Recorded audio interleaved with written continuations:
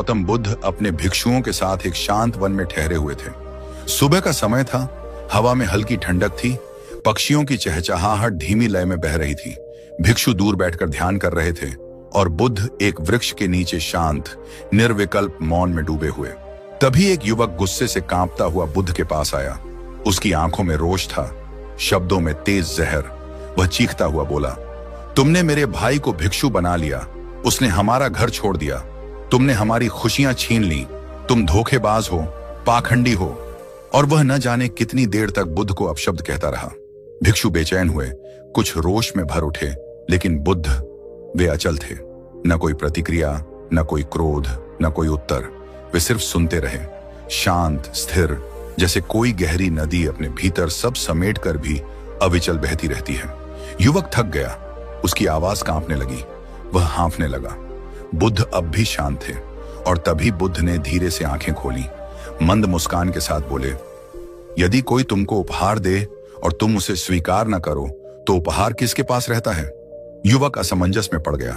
बुद्ध बोले, तुमने अपशब्द दिए, मैंने उन्हें स्वीकार नहीं किया, वे तुम्हारे पास ही रह गए। युवक निशब्द, मौन में पिघल गया। उसकी आंखों में आंसू भर आए, अहंकार ध्वस्त हुआ और वही व्यक्ति जो कुछ क्षण पहले क्रोध से अंधा था, बुद्ध के चरणों में गिर पड़ा।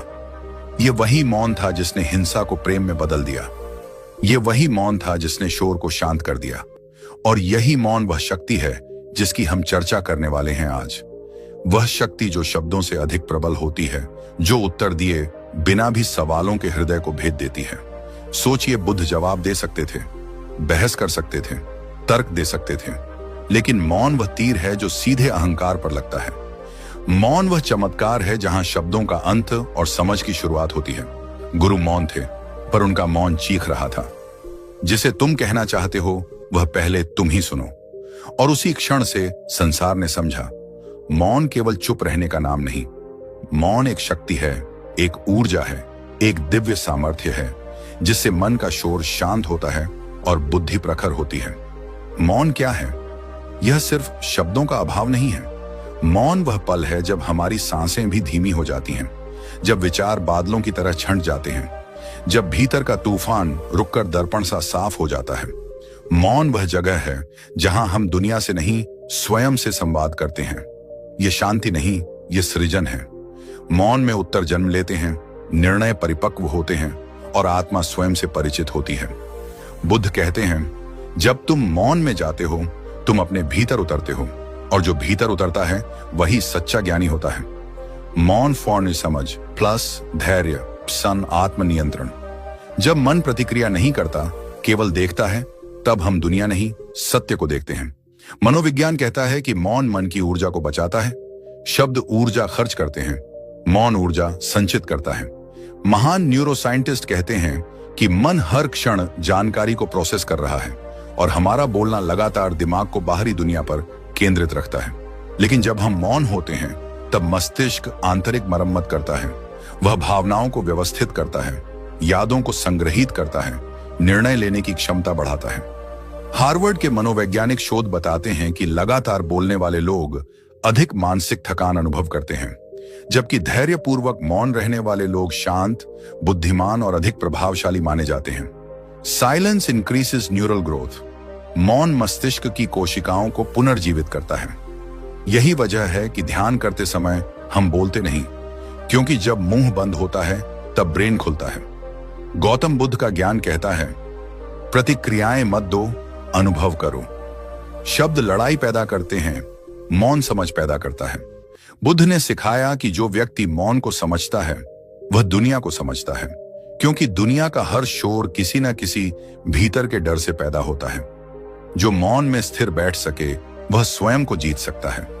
बुद्ध कहते हैं, मनुष्य शब्दों से नहीं, मौन से महान बनता है। सोचिए, जो बहुत बोलता है उसकी बातों का मूल्य कम हो जाता है, लेकिन जो कम बोलता है उसकी एक एक बात तीर की तरह असर करती है। कम बोलने वाला व्यक्ति रहस्यपूर्ण लगता है, प्रभावशाली लगता है, उसकी उपस्थिति ही वजनदार लगती है। लोग उसका इंतजार करते हैं, उसकी बातों को महत्व देते हैं। मौन इंसान को अनमोल बनाता है, क्योंकि मौन दुर्लभ है और दुर्लभ चीज की कीमत दुनिया में हमेशा अधिक रही है। मौन एक ढाल है, यह हमें दूसरों के शब्दों से चोट नहीं लगने देता। कोई गाली दे, अपशब्द कहे, ताने मारे, अगर तुम मौन हो तो उसका जड़ तुम्हें नहीं छू सकता। शब्द स्वीकार करोगे तभी जहरीले होंगे। मौन इस संसार का सबसे स्वच्छ दर्पण है, जो सामने वाले को उसका चेहरा दिखा देता है। वह युवक जो बुद्ध के सामने अपशब्द कह रहा था, उसे बुद्ध ने जवाब नहीं दिया, पर मौन ने उसे उसकी कुरूपता दिखा दी। और जब उसे स्वयं का चेहरा दिखा, वह बदल गया। यही मौन की शक्ति है। यह बिना कहे सिखाता है। मौन आत्मनिरीक्षण है। हम अक्सर दूसरों की गलतियां ढूंढने में व्यस्त रहते हैं, पर मौन हमें खुद से मिलाता है।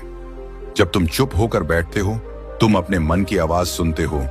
कौन सा विचार तुम्हें दुख देता है, कौन सा डर तुम्हें रोकता है, कौन सा घाव अभी तक भरा नहीं। मौन भीतर दीपक जलाता है। यही कारण है बुद्ध ने कहा, सत्य शब्दों में नहीं, अनुभव में है, और अनुभव मौन में खिलता है। मौन वह क्षण है जब हम दुनिया के शोर से हटकर आत्मा के द्वार पर दस्तक देते हैं। वैज्ञानिक यह भी बताते हैं कि जब व्यक्ति मौन में रहता है, उसका अवचेतन मन सक्रिय हो जाता है।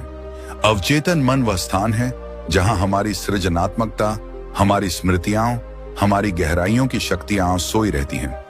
जितना व्यक्ति मौन में रहेगा, उसकी कल्पनाएं उतनी व्यापक होंगी, उसकी सोच उतनी साफ होगी। इसी कारण लेखक, वैज्ञानिक, कलाकार सब अपने श्रेष्ठ कार्य एकांत और मौन में ही रचते हैं। मौन केवल शब्दों की अनुपस्थिति नहीं, संभावनाओं की उपस्थिति है।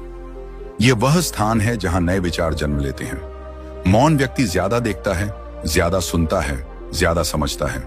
जो बोलता है वह केवल कहता है, पर जो मौन रहता है वह सीखता है।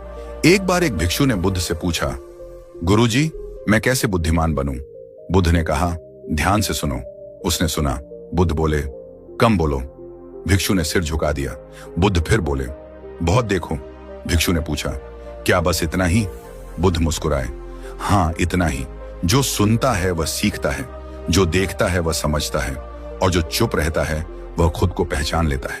आप देखिए, हमारी दुनिया शोर में डूबी है। हर कोई बोल रहा है, हर कोई अपनी राय दे रहा है, हर कोई मुझे सुनो की होड़ में है। लेकिन बुद्ध कहते हैं, मुझे सुनो नहीं, खुद को सुनो। और जब कोई इंसान खुद को सुनना शुरू करता है, वही उसकी जागृति की शुरुआत है।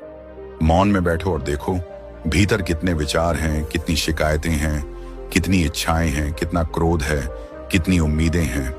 जब तुम इन्हें देखते हो बिना प्रतिक्रिया के, तब तुम मन के मालिक बनते हो। मौन दर्पण है, वह मन की हर परत दिखा देता है। इसलिए मौन कठिन है।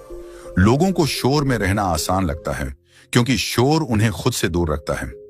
मौन उन्हें अपने ही सच से मिला देता है, और सच हमेशा सुखद नहीं होता। लेकिन जो व्यक्ति इस यात्रा में उतर जाए, वह जीवन से हार नहीं सकता। सोचो, गुस्सा आया तो चिल्ला दिए, दुख मिला तो रो दिए, असहमति हुई तो बहस कर ली। यह सब तुरंत प्रतिक्रिया है। बुद्ध सिखाते हैं, जो तुरंत प्रतिक्रिया देता है वह मन का दास है, और जो मौन रहता है वह मन का स्वामी। एक शेर जंगल में गरजता नहीं चलता, वह मौन में चलता है, और उसकी मौन चाल ही डर पैदा करती है।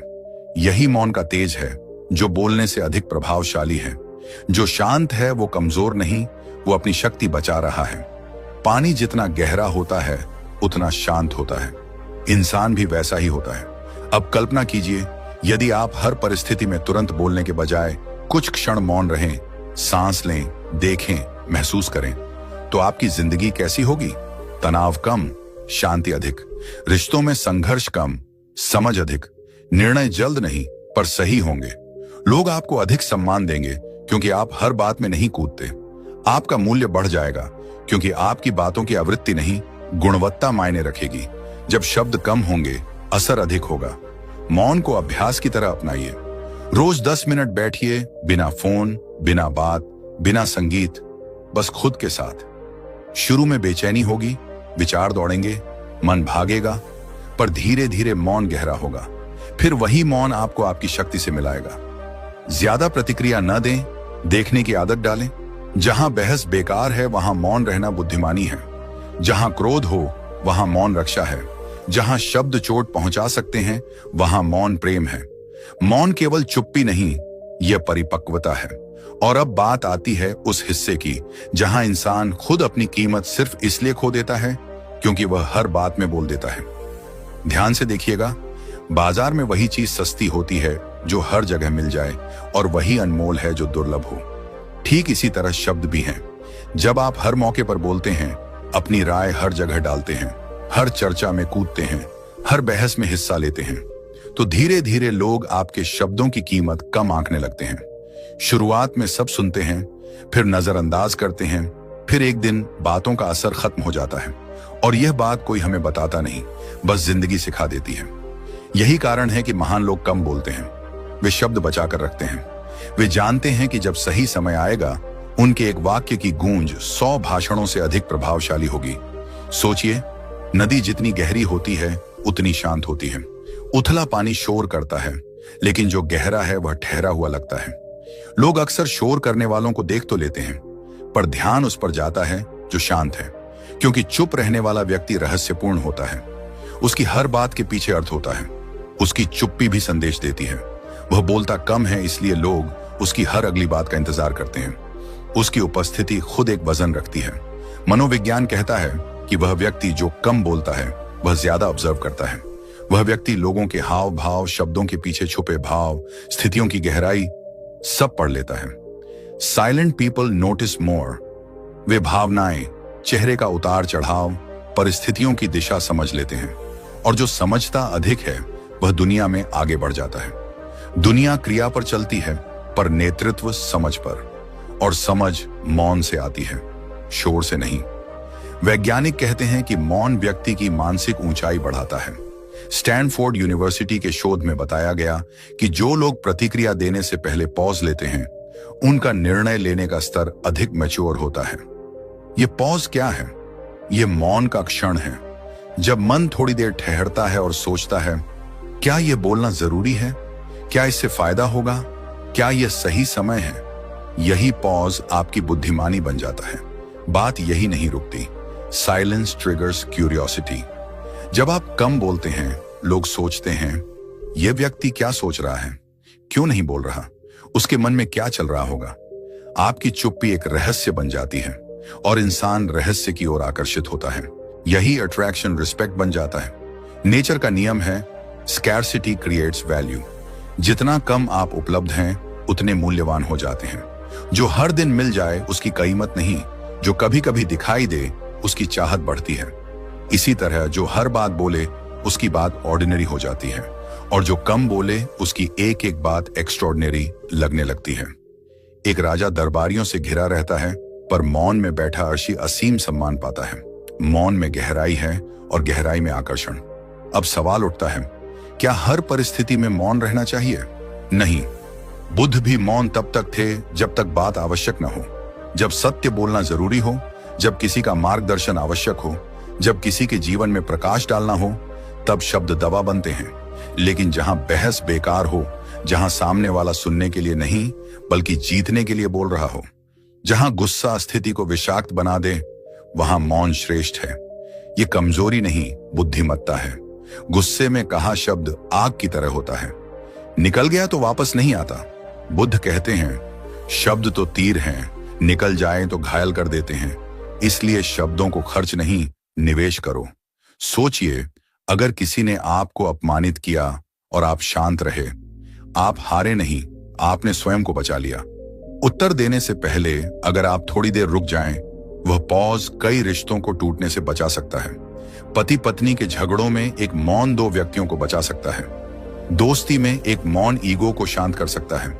कई बार जीत बोलने में नहीं, चुप रहने में होती है। कई मनोवैज्ञानिकों ने कहा कि मौन नकारात्मक भावनाओं को पिघलाता है। कार्ल जोंग ने लिखा, in silence the unconscious reveals itself, यानी मौन में मन की गहराइयां सतह पर आने लगती हैं। महान वैज्ञानिक निकोला टेस्ला घंटों मौन में रहते थे। वे कहते थे, my brain is only a receiver, the universe is the source. वह यूनिवर्स उनके लिए मौन में खुलता था। एल्बर्ट आइंस्टाइन टहलते हुए मौन में सोचा करते थे, और वहीं से विचार आते थे। महान खोजें शोर में नहीं, शांति में जन्मी हैं। आप खुद सोचें, सबसे अच्छे निर्णय आपने कब लिए? जब मन शांत था या जब दिमाग क्रोध और शोर से भरा था? बुद्ध कहते हैं, जो मन को शांत कर लेता है वह संसार को जीत लेता है। पसंद मौन आए तो लाइक और करना, सब्सक्राइब करना ना भूलें।